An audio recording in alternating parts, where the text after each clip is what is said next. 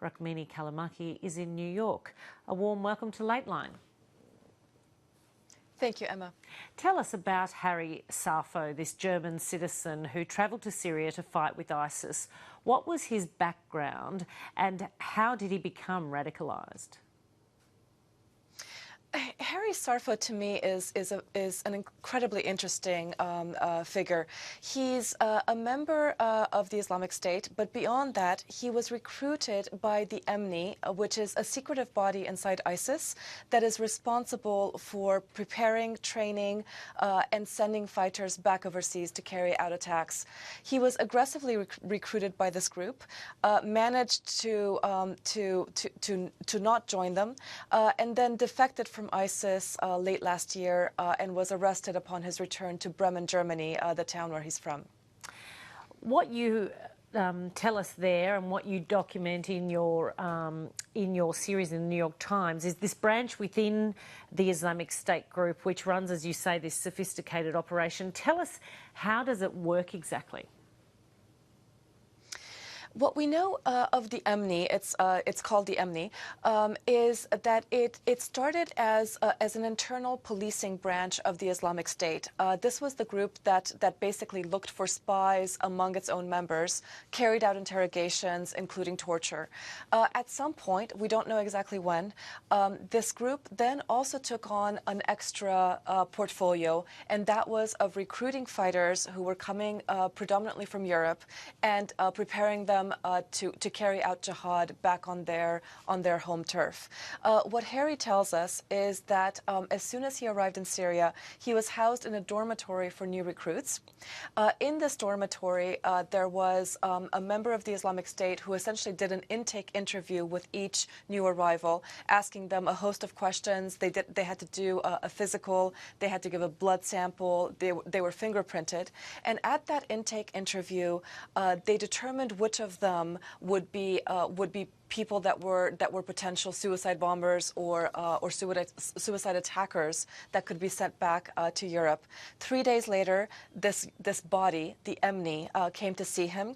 Its fighters are always masked. You can only see their eyes. And they proceeded to try to convince him to go back to Germany to carry out a suicide attack. I want to play a clip of your interview where Harry Sappho speaks about discussions he had with ISIS leaders where they tried to get him to recruit his friends or acquaintances back in Germany. Here it is. Then one man approached me and said, I heard you used to live in London and I heard you were born in Germany. Do you have any contacts or any networks in Germany who are willing to give their life for the Amir Abu Bakr al-Baghdadi? And I told him, no, I don't have no one. I'm not willing to go back as well. Then he said, especially in Germany and in England, it's lacking of people who are willing to give their life. My friend asked him, so what about France? Because when they were asking about England and Germany, that they don't have people who are ready to give their life. And then my friend asked him, what about France? And they start laughing, but really serious laughing with tears in their eyes. Saying, oh, don't worry about France. Ma fi mushkila in Arabic means no problem. France is, don't worry about France. France, we have enough people. France, we have enough people. Rukmini, when was that episode he discusses there? I believe it was in April of 2015, and interestingly enough, in June of 2015, we also have the interrogation records of a young Frenchman who was recruited by the same branch and sent back to Paris to carry out an attack. So even though Harry says that they had more than enough fighters in France, we do know that they continue to recruit fighters to carry out attacks in Paris, and of course we saw the terrible effects of the November 13th attacks in the French capital last year.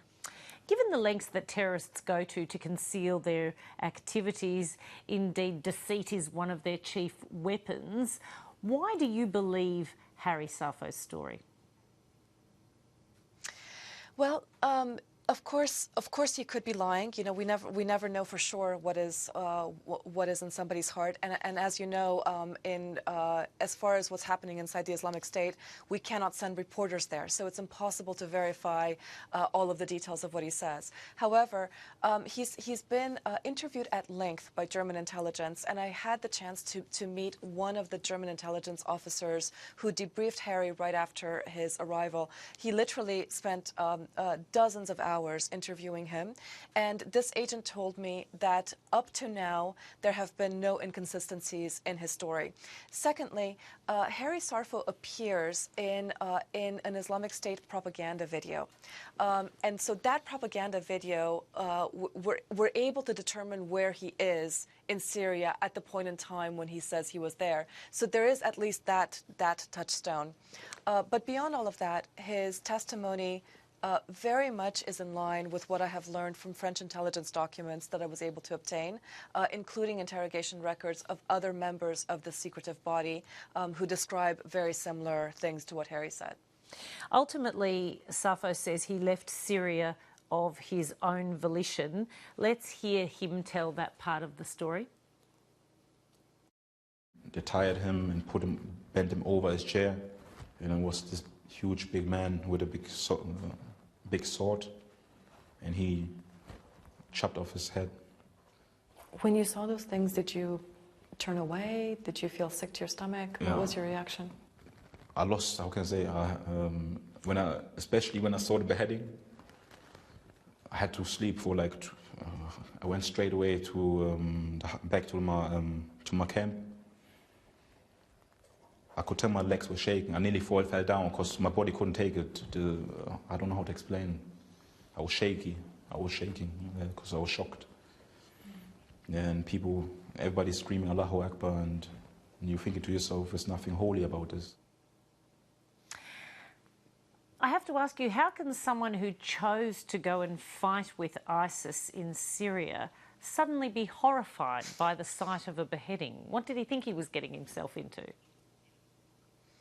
We asked Harry this multiple times. The thing to understand is that Harry and other recruits who joined the Islamic State, they believe that they're joining a utopia for Sunni Muslims. He is a Sunni Muslim, and he believed that this would be the place where as a Sunni Muslim, he would be able to practice his religion freely, live under Sharia law, etc.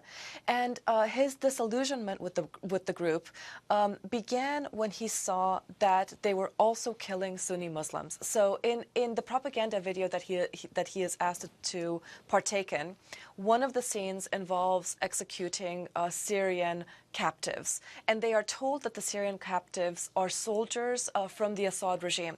Yet he describes how in the moment when they made these poor people kneel to be killed, one of the men who was bound and kneeling before Harry started screaming out and saying, "I'm not an Assad soldier. I'm not a soldier. I'm actually a Sunni Muslim, and in fact I'm an imam." And it was exactly in that moment that he was executed by one of the people that was standing next to Harry. So Harry says that was an eye-opening moment for him, where he realized that this group that was claiming to protect essentially his religious group was in fact killing that very group as well as pretty much everybody else. I mean, it remains puzzling to me because, of course, if you follow the media, many of us have already reported this, and yet he was able to buy into their propaganda and choose to join them in the first place. Now, you've also recently spoken to the women taken as sex slaves by ISIS fighters. How did you manage to speak to these women who are, I think, all Yazidi, and this is a minority group who've really faced a genocide under the ISIS group? I began interviewing Yazidi women about a year ago. I started last summer. I went to northern Iraq, to the town of Dahuk. The refugee camps where these women are currently being housed are on the outskirts of this town. And I made 4 trips to Iraq last year and spent hundreds of hours interviewing them. As you can imagine, these are rape victims, so it's not easy to to do these interviews in an ethical way. And by that I mean making sure that the woman is interested in speaking to us, and then putting her at ease and asking her to tell her story. And did you get any sense of how these men justify their behaviour, how they reconcile what they're doing with the observance of their religion? What they are doing is they are practicing a purely literal interpretation of the Quran and the Hadiths being the sayings and the deeds of the Prophet Muhammad. And slavery is mentioned in the scripture, not unlike how it is mentioned in the Bible. So if you'll recall, in the Old Testament, there's the example of Abraham and his slave Hagar. Similarly, slavery appears in Islamic scripture. And what the Islamic State is doing is they're saying that whereas the rest of society has moved on from that and has decided that these references are basically just the vestige of antiquity, what the Islamic State is saying is no. The period in time in which Islam came about and the practices that went around it are part of a holier time, and that we need to hearken back to that time in order to get closer to our religion. And so the women who were their captives explained to me the specific scripture that would be quoted to them to justify their rape, and it was truly terrible to hear how essentially religion is being used to justify an act that's so awful.